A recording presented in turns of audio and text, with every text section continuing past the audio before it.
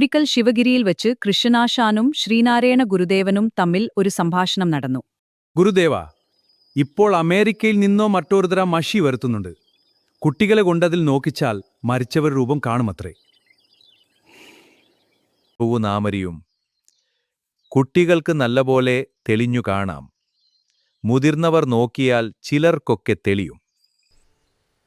ഈയിടെ ഡോക്ടർ പൾപ്പുവിൻ്റെ സഹോദരികൾ ആ മഷി വരുത്തി നോക്കി അവരുടെ മരിച്ചുപോയ അച്ഛനെ കണ്ടു. അവർ വളരെ വ്യസനിക്കുകയും കരയുകയും അത്ഭുതപ്പെടുകയും ചെയ്തു. അപ്പോൾ അവിടെ നാം കൂടെയുണ്ടായിരുന്നു. വിളയിൽ വിളാകത്ത് കേശവൻ അറിയാമോ? ഇല്ല. ഇംഗ്ലീഷ് പഠിപ്പുള്ള നല്ലൊരു ചെറുപ്പക്കാരനാണ്. ബുദ്ധിയും വേണ്ടുവോളം ഉണ്ട്. നമ്മുടെ CV കുഞ്ഞുരാമനെപ്പോലെ ഒരു പ്രത്യക്ഷമാത്ര വിശ്വാസിയാണ്.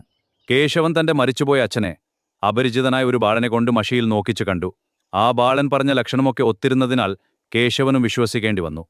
ആത്മാവിന്റെ അനശ്വരത്വം ഈ ലോകത്ത് പുരുഷപ്രയത്നം കൊണ്ട് കണ്ടുപിടിച്ച ഒരു തത്വമാണോ? അങ്ങനെയാണോ?